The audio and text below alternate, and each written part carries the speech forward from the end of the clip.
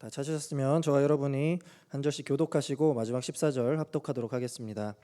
그 일 후에 하나님이 아브라함을 시험하시려고 그를 부르시되 아브라함아 하시니 그가 이르되 내가 여기 있나이다. 여호와께서 이르시되 내 아들 내 사랑하는 독자 이삭을 데리고 모리아 땅으로 가서 내가 내게 일러준 한 산 거기서 그를 번제로 드리라. 아브라함이 아침에 일찍이 일어나 나귀의 안장을 지우고 두 종과 그의 아들 이삭을 데리고 번제에 쓸 나무를 쪼개어 가지고 떠나 하나님이 자기에게 일러주신 곳으로 가더니 제 3일에 아브라함이 눈을 들어 그곳을 멀리 바라본지라. 이에 아브라함이 종들에게 이르되 너희는 나귀와 함께 여기서 기다리라. 내가 아이와 함께 저기 가서 예배하고 우리가 너희에게로 돌아오리라 하고 아브라함이 이에 번제 나무를 가져다가 그의 아들 이삭에게 지우고 자기는 불과 칼을 손에 들고 두 사람이 동행하더니 이삭이 그 아버지 아브라함에게 말하여 이르되 내 아버지여 하니 그가 이르되 내 아들아 내가 여기 있노라. 이삭이 이르되 불과 나무는 있거니와 번제할 어린 양은 어디 있나이까.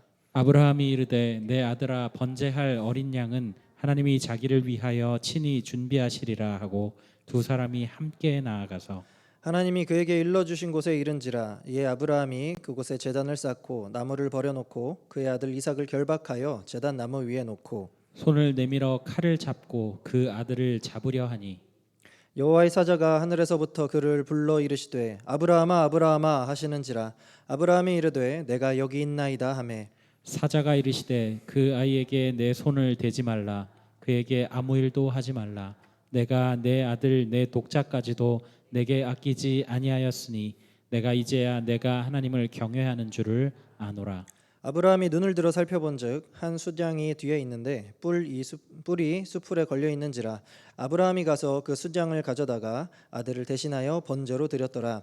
아브라함이 그 땅 이름을 여호와 이레라 하였으므로 오늘날까지 사람들이 이르기를 여호와의 산에서 준비되리라 하니라. 아멘. 저는 오늘 본문의 말씀을 가지고 하나님 절대 신앙이라는 제목의 말씀을 함께 나누고자 합니다. 우리를 이제 얘기하기로 우리는 기독교 신자라고 부릅니다. 이 말을 풀으면 우리는 예수님을 믿는 사람이 되겠죠. 그렇다면 여러분들이 믿고 계신 예수님, 여러분들이 믿고 계신 삼위 하나님을 얼마나 잘 알고 계십니까? 이 믿는다라고 할 때 믿는다는 것은 둘 사이의 관계가 그만큼 돈독하고 찐하다라는 건데 과연 여러분이 믿고 신앙하시는 그 하나님과의 제대로 된 신뢰 관계를 잘 유지하고 계십니까?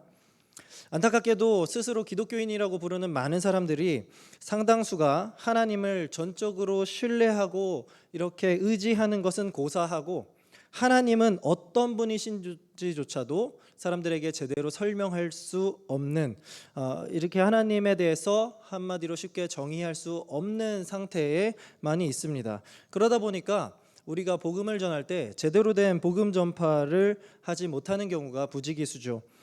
우리가 하나님을 믿는다라고 한다면 하나님을 제대로 알고 우리가 정말 우리의 믿음을 제대로 확립하는 것이 무엇보다도 필요합니다. 하나님을 잘 믿는다라는 말은 말 그대로 하나님을 잘 알고 어떤 경우에도 하나님을 신뢰한다라는 우리의 믿음의 고백이 되기 때문입니다.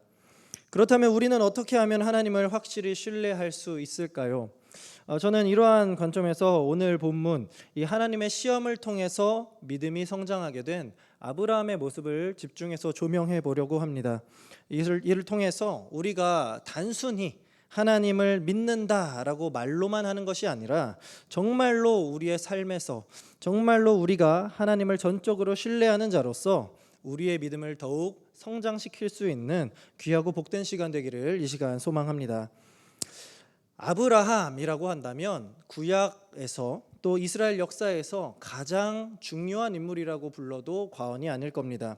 창세기 11장에 사람들이 바벨탑을 짓고 나서 하나님의 심판을 받아 흩어진 후 이제 창세기 12장에 들어서서 아브라함을 시작으로 하여서 이스라엘의 역사가 전개되기 때문입니다.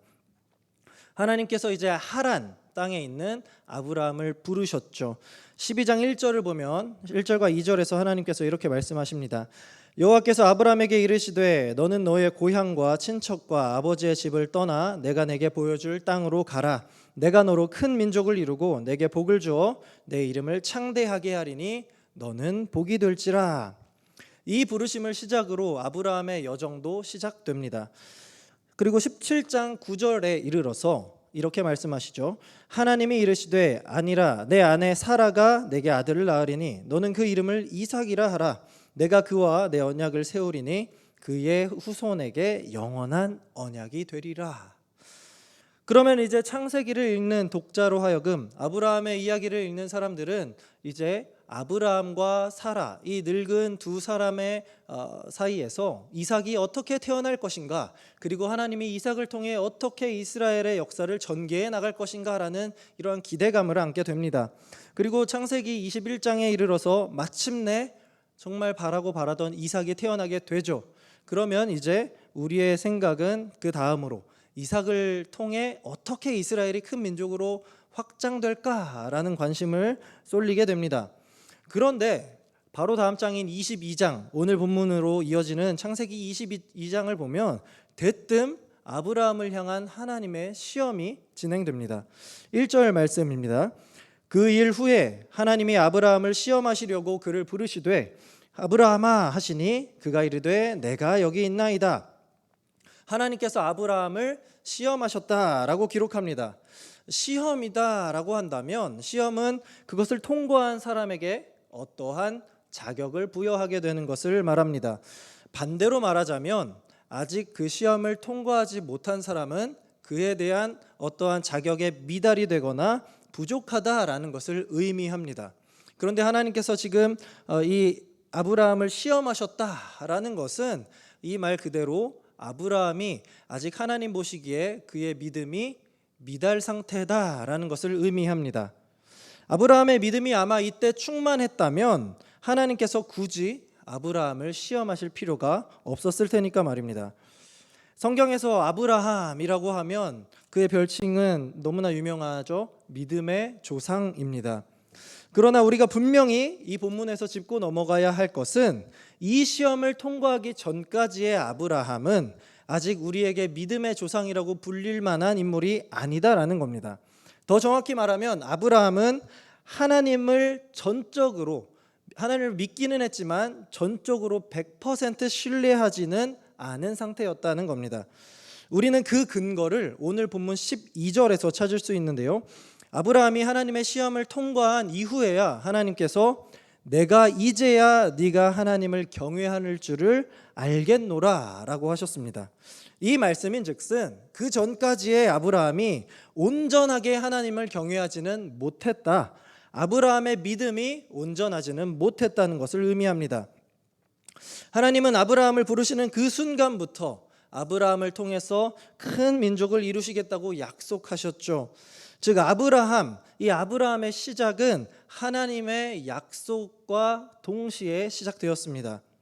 그런데 말씀을 잘 보면 이 아브라함이 정말로 하나님께서 처음 주신 그 약속을 붙들고 있었는지 의심하게 되는 내용들이 등장합니다. 12장에서 아브라함이 애굽을 통과할 때 애굽 왕 바로에게 아내를 누이라고 속였죠. 그리고 이제 20장에 이르러서 그랄 왕 아비멜렉에게도 동일하게 자신의 아내를 누이라고 속입니다. 큰 민족을 이루시겠다라고 약속하신 하나님의 그 약속은 안중에도 없고 지금 당장 내가 아내로 인하여서 죽임을 당하지 않을까 하여 거짓말을 했던 것이 아브라함의 당시 모습입니다.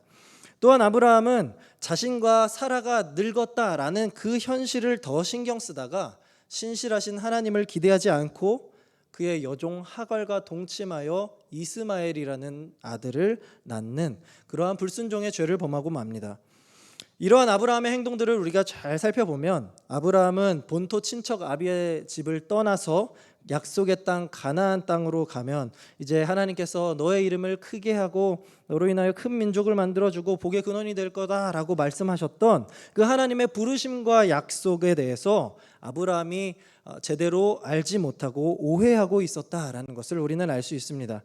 더 적나라하게 말하면 아브라함은 단 한 번도 하나님의 이 축복의 약속을 제대로 이해하거나 믿지 못한 상태였다는 겁니다. 100세라는 이 늙은 나이, 그리고 불임하는 아내, 그리고 외부의 여러 가지 위협들, 이렇게 아브라함은 자신이 처한 이 현실적인 상황이 자신이 알고 믿는 하나님의 그 능력보다도 더욱더 자기에게 크게 다가오니까 현실적으로 하나님이라고 해도 이 상황 속에서 나에게 아들을 주신다는 것은 도저히 믿기가 어렵다라고 스스로 생각했던 겁니다. 그러므로 아브라함은 하나님에 대한 이 신실한 믿음을 다시금 확인하고 정말 아브라함이 이 이스라엘 온 민족의 조상으로서 제대로 설 수 있는지, 하나님만을 제대로 경외하는 이스라엘의 모범으로서 바르게 설 수 있는지 확인해야 하는 과정이 반드시 필요했습니다. 그래서 하나님이 아브라함을 이렇게 시험하고 계시는 거죠. 하나님의 이 시험 과연 어땠을까요? 너무나 잘 아는 본문인 것처럼 하나님의 시험이란 결코 쉽지 않았습니다. 2절 말씀인데요. 하나님께서 이르시되 내 아들 내 사랑하는 독자 이삭을 데리고 모리아 땅으로 가서 내가 내게 일러준 한 산 거기서 그를 번제로 드리라. 하나님의 시험은 아들 이삭을 바치라는 것이었습니다. 아브라함에게 이삭이 어떤 존재입니까? 너무나도 소중한 존재죠. 하나님께서도 창세기 22장에서만 이삭을 언급할 때 무려 3차례나 내 아들, 내 독자, 내 사랑하는 자 이삭이라고 언급하십니다. 그만큼 하나님도 아브라함이 이삭을 얼마나 애지중지하고 소중하게 여기는지 잘 알고 계셨습니다. 과장하면 아브라함에게 이삭은 그냥 그의 전부였습니다. 그런데 하나님께서는 그 사랑하는 독자 이삭을 바치라고, 심지어 번제로 이삭을 죽인 다음에 태워서 제물로 바치라는 다소 충격적인 이러한 시험을 하신 겁니다. 아브라함에게 이 시험은 단순히 그냥 어렵다라는 정도가 아니라 정말 죽을 만큼 괴로운 그 정도의 어려운 시험이었습니다. 그런데 여기서 우리가 오해하지 말아야 할 것은 이 시험이 하나님께서 아브라함에게 이삭보다 하나님을 더 좋아하는지 아시기 위해서 하나님이 질투의 시험을 낸 게 아니다라는 겁니다. 아브라함 너는 내가 더 좋냐 이삭이 더 좋냐 이거를 물으시는 게 아니라는 겁니다.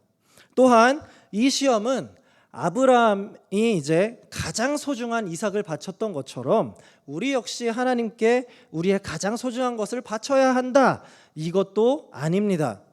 우리가 이 시험을 제대로 이해하기 위해서는 하나님의 언약, 아브라함과 약속하셨던 그 하나님의 언약과 관련해서 생각해야 합니다. 하나님은 분명하게 아브라함에게 이삭을 통해 큰 민족을 이룰 것이라고 약속하셨습니다. 그런데 갑자기 그 하나님이 이삭을 번제로 바치라고 말씀하십니다. 아무리 생각해도 앞뒤가 전혀 맞지 않는 말입니다. 이삭을 죽이라는 이 말씀은 창세기 12장에서 하신 이 축복의 약속을 폐기하시는 것처럼 하나님이 말씀을 번복하시는 것처럼 들립니다.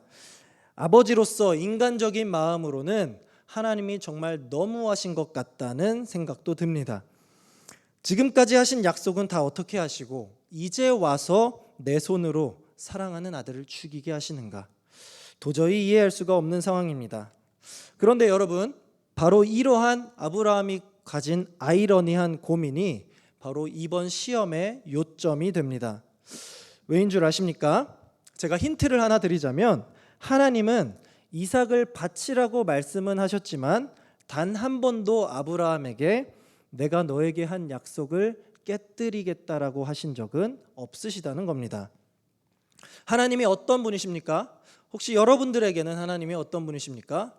우리가 성경을 통해 잘 알 수 있는 것은 하나님은 신실하고 진실하신 하나님이십니다. 한 번 하신 약속은 결코 번복하거나 어기시는 일 없이 완전하게 이루시는 분이 우리의 하나님 아버지가 되십니다.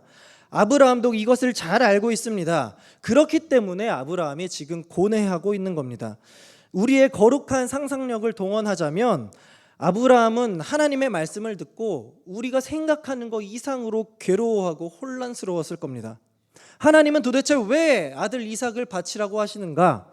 이삭이 없으면 하나님께서 나와 하신 그 축복의 약속도 못 지키시는 것 아닌가?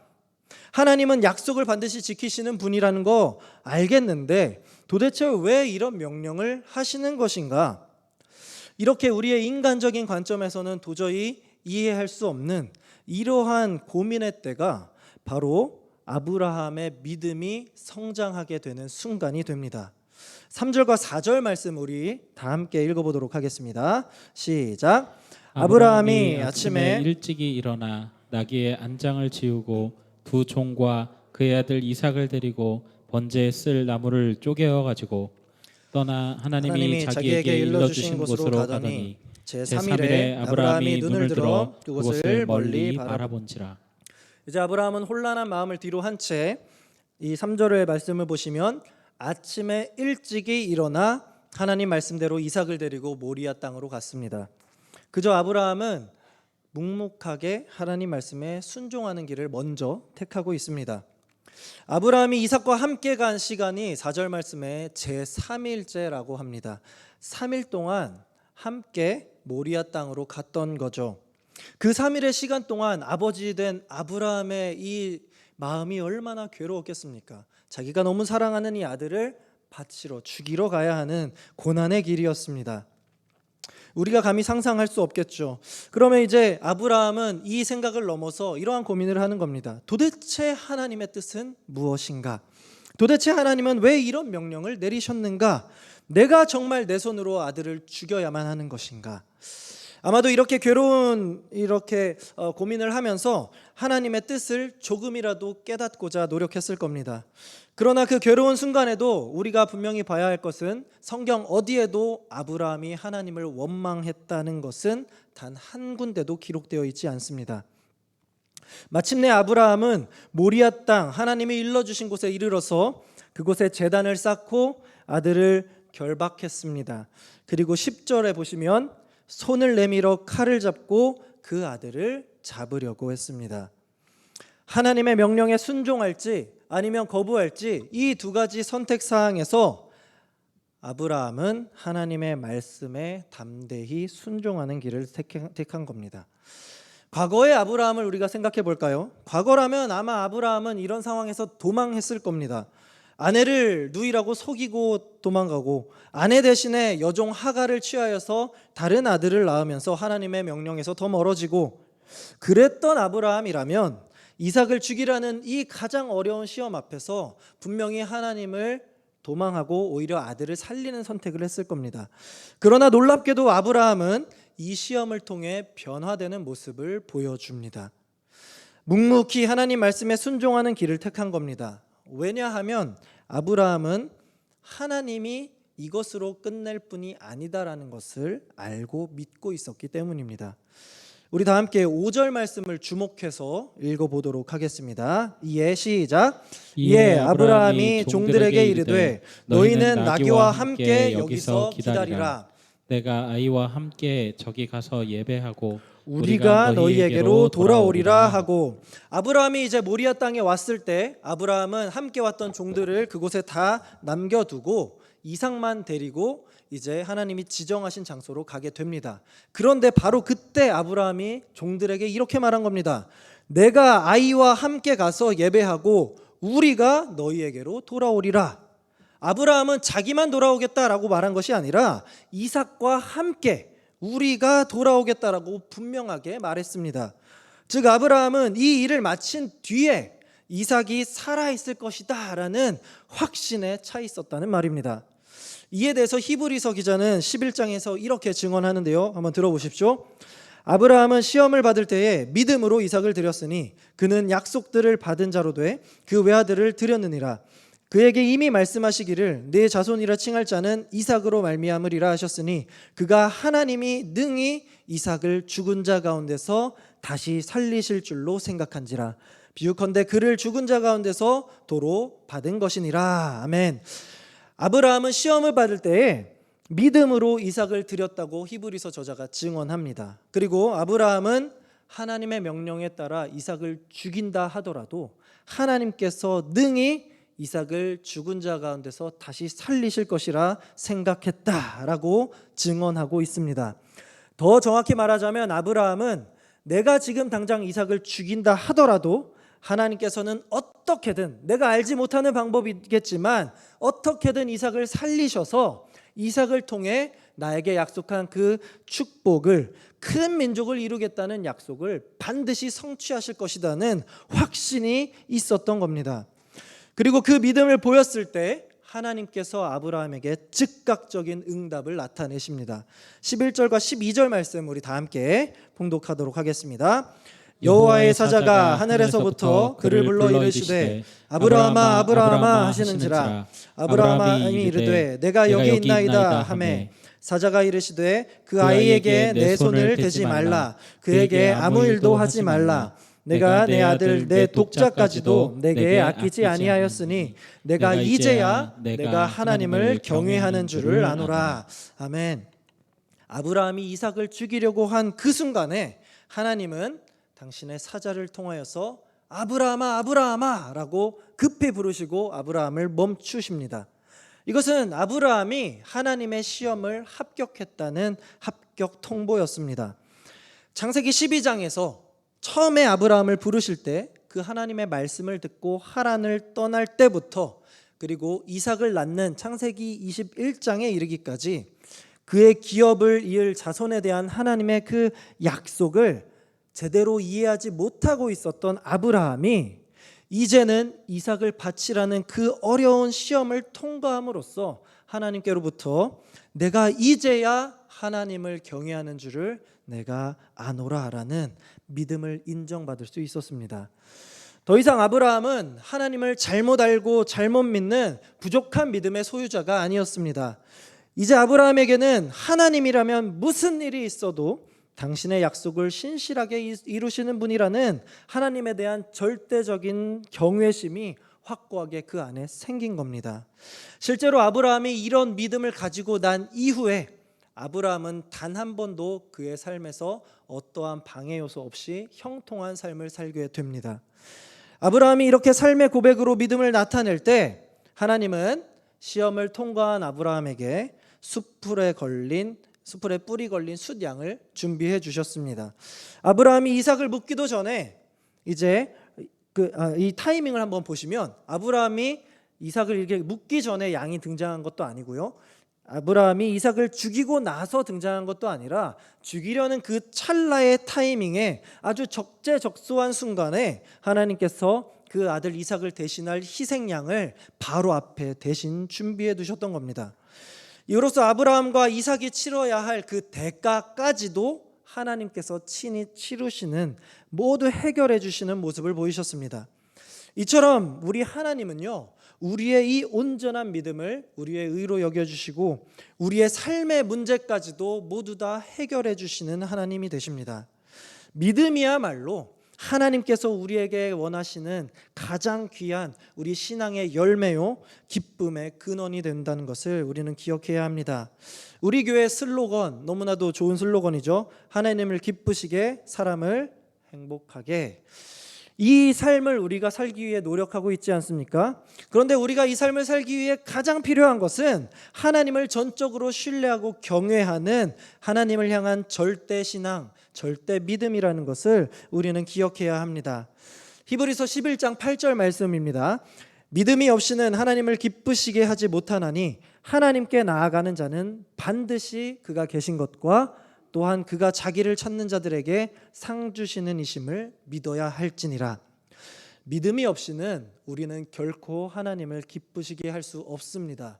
반대로 우리가 하나님을 향한 믿음이 바르게 서면 설수록 하나님은 우리를 통해 가장 기뻐하십니다. 믿음이란 하나님이 살아계시다는 것을 믿는 것이고 그분께서 우리에게 반드시 상 주실 분이라는 것을 믿는 신앙입니다. 그 어떠한 경우에라도 하나님은 우리가 하나님을 찾을 때에 우리에게 상을 주셨으면 상을 주셨지 결코 벌을 내리실 분이 아닙니다. 하나님을 믿는데 지금 내 삶이 너무나도 힘이 들고 왜 나에게는 상을 주지 않는지, 이러한 궁금증과 어려움에, 이러한 아이러니에 빠진 분이 혹 계십니까? 마치 아브라함이 이삭을 드릴지 말지 이 절체절명의 순간에 고민했던 것처럼 말입니다. 그러다가 우리가 하나님을 원망하는 순간도 있었을지 모릅니다. 그러나 여러분, 한 번만 돌이켜서 생각해 보시기 바랍니다. 하나님께서는 아브라함에게 이삭을 대신할 이 숫양을 희생양으로 주신 것처럼 이미 2000년 전에 우리가 죽었어야 하는데 우리를 대신하여 당신의 어린 양을 우리에게 보내주셨습니다. 그분의 이 독생자 예수 그리스도를 우리에게 주셨다는 말입니다. 그 예수님이 우리를 대신하여 희생하여 죽으심으로써 우리는 이미 영원한 생명이라는 지상 최고의 상을 이미 받았습니다. 하나님께서 우리의 생명까지도 이미 다 주셨는데 하물며 우리가 이 땅 가운데서 고통과 신음을 당할 때 우리가 하나님을 온전히 그 순간 신뢰한다면 하나님이 우리를 이 땅 가운데서 버리시겠습니까? 결코 그렇지 않습니다. 우리는 우리를 절대 버리지 않고 더욱 강하게 연단하시는 하나님을 끝까지 붙잡을 수 있어야 합니다. 사랑하는 우리 영신의 성도 여러분, 이제 말씀을 마무리하고자 합니다. 아브라함에게 있어서 인생의 가장 힘들었던 때가 언제입니까를 물은다면 단연코 이삭을 바치라고 했을 그때를 말할 겁니다. 아브라함이 인생에서 가장 힘들고 괴로웠던 순간이라는 말입니다. 그러나 아브라함은 자신에게 약속하신 그 하나님의 축복의 언약을 그 순간 끝까지 붙들고 신뢰했습니다. 여러분, 바로 이것이 믿음입니다. 하나님을 믿는 우리의 삶이 언제나 형통하면 얼마나 좋겠습니까? 그러나 모든 사람은, 그리고 특별히 하나님을 믿는 모든 신자는 삶에서 반드시 개개인마다의 어려운 상황을 마주하게 됩니다. 어떨 때는 정말 영문도 모른 채 그러한 어려움을 만나서 힘겨울 때가 있습니다. 그때 하나님을 원망하기보다는 하나님의 말씀을 기억하시기 바랍니다. 고린도전서 10장 13절입니다. 사람이 감당할 시험 밖에는 너희가 당한 것이 없나니 오직 하나님은 미쁘사 너희가 감당하지 못할 시험 당함을 허락하지 아니하시고 시험 당할 즈음에 또한 피할 길을 내사 너희로 능히 감당하게 하시느니라. 우리 하나님께서는 우리가 반드시 이길 수 있는 감당할 만한 시험만 주십니다. 믿는 자라면 그 믿음으로 하나님께서 주신 그 환경을 능히 감당하게 하십니다. 그리고 그 과정을 통해서 하나님은 그냥 힘들고 끝 이게 아니라 그 과정 가운데 우리의 믿음이 더욱더 단단해지기를 원하십니다. 그러므로 여러분이 어려움을 마주할 때 하나님을 원망하기 전에 먼저 하나님께서 왜 나에게 지금의 상황을 허락하셨는지 돌이켜보시기를 권합니다. 하나님이 정말로 나를 사랑하신다면 이 시련은 나를 심판하시기 위한 하나님의 형벌이 아니라 지금 내 마음을 하나님께 더욱더 향하라는 하나님의 시험일 수도 있다는 것을 기억하시기 바랍니다. 우리가 진정으로 두려워해야 할 분은 이 세상의 어려움이 아니라 우리 하나님이 되십니다. 우리가 정말 진정으로 끝까지 붙잡아야 할 것은 내가 가진 재능, 내가 가진 돈, 내가 가진 권력이 아니라 오직 하나님 한 분이라는 것을 꼭 기억하시기 바랍니다.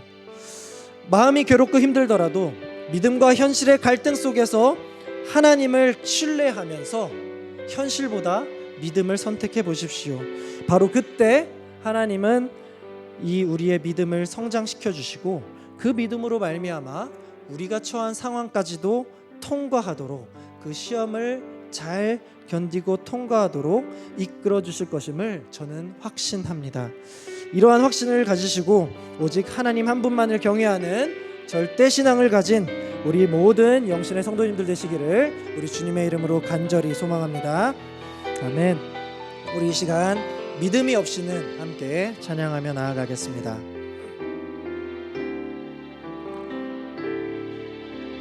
주님, 제 마음이 너무 둔해서 주님을 볼 수 없습니다. 이 땅에 속하여 이 땅만 보다가 이 땅에 속하여 이 땅만 보다가 주님 손을 우리 다시 한번 찬양하겠습니다. 주님 제 마음이 너무 둔해서 주님 제 마음이 너무 둔해서 주님을 볼 수 없습니다. 이 땅에 속하여 이 땅에 속하여 이 땅만 보다가 주님 손을 놓쳤습니다. 나는 나그네로 왔는데 나는 나그네로 왔는데 왜 주저앉게 되었나.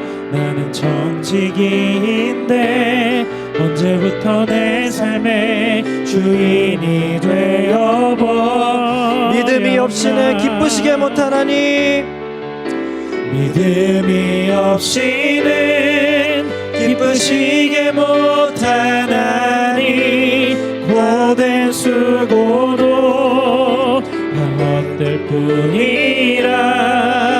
믿음이 없어서 무너진 삶의 모든 자리에 다시 주님을 믿음이 없이는 믿음이 없이는 기쁘시게 주를 찾는 자 반드시 만나리. 주를 찾는 자 반드시 만나리. 믿음이 없어서 무너진 삶의 모든 자리에 다시 주님을 우리 마지막으로 고백하겠습니다. 믿음이 없이는 기쁘시게 못하나니 고된 수고도 다 헛될 뿐이라. 믿음이 없어서 무너진 삶의 모든 자리에 다시 주님을 기다립니다. 아멘. 우리 이 시간 함께 말씀을 생각하며 함께 기도하며 나아가기 원합니다. 우리의 믿음을 한번 돌아보기 원합니다. 우리가 하나님을 믿는다 했는데 과연 우리는 하나님을 그냥 그래 하나님이 있구나 이러한 믿음에 그치진 않았습니까? 하나님이 정말 나의 구원자 되시고 나의 삶을 전적으로 붙들고 계시는 나의 주인이 되신다는 그러한 믿음을 여러분들로 가지고 있어야 하는데 우리는 그렇지 않았던 것은 아닌지 스스로를 돌아보기 원합니다. 그리고 오늘 말씀을 기억하면서 우리가 추구해야 할 것은 지금 내가 처한 상황의 어려움을 하나님께 원망하며 하나님께 탓하는 것이 아니라 어떤 환경에서든지 나의 믿음을 다시 한번 돌아보고 하나님께 더욱더 나의 마음을 집중하는 그러한 자세가 되어야 한다는 것을 우리가 깨닫는 시간 되길 원합니다. 그러면서 이렇게 기도하겠습니다. 각자의 환경 속에 임하는 하나님의 시험을 믿음으로 통과하는 참된 신앙을 가지고 하나님을 기쁘시게 하는 성도가 되게 하소서. 이미 우리에게 구원과 믿음이라는 최고의 선물을 주셨는데 그 하나님을 내가 더 이상 원망하지 않고 경외하고 신뢰하는 절대 신앙을 확립하여 우리가 정말 하나님을 위한 믿음의 교회로서 바르게 성장하게 해달라고 이 시간 간절히 하나님께 기도하며 나아가도록 하겠습니다. 기도하시겠습니다. 아버지 하나님 감사합니다. 우리에게 오늘 우리 믿음의 조상 아브라함의 이 믿음이 성장하는 모습을 통하여서 우리의 믿음을 돌아보고 우리가 추구해야 할 우리가 정말 믿음으로 어떻게 살아가야 하는지를 우리 다시 한번 깨닫게 하시니 참으로 감사드립니다.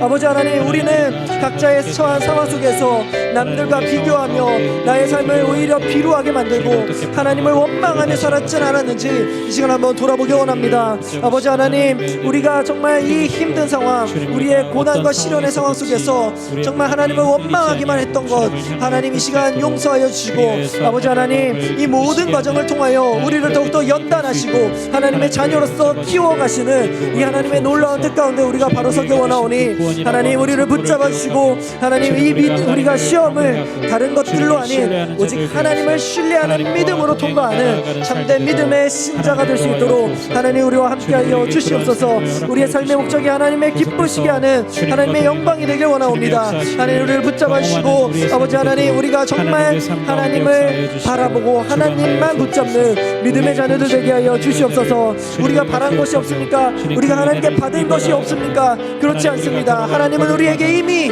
예수 그리스도를 우리에게 주셨습니다. 그분의 생명을 우리에게 주셔서 우리를 다시 살리셨습니다. 하나님 우리가 이제 그 받은 구원과 하나님께서 선물로 주신 믿음이라는 것을 하나님 우리가 간직한 채 하나님만을 두려워하고 하나님만을 신뢰하며 나아가는 아브라함과 같은 절대 신앙의 소유자가 되게 하여 주시고 우리 영신교회가 그런 교회가 되어서 하나님 이 세상을 정말 하나님을 믿는 자들로 복음화하는 데 하나님 우리가 귀하게 쓰임받는 우리 모든 영신의 성도들 될 수 있도록 하나님 인도하여 주시옵소서.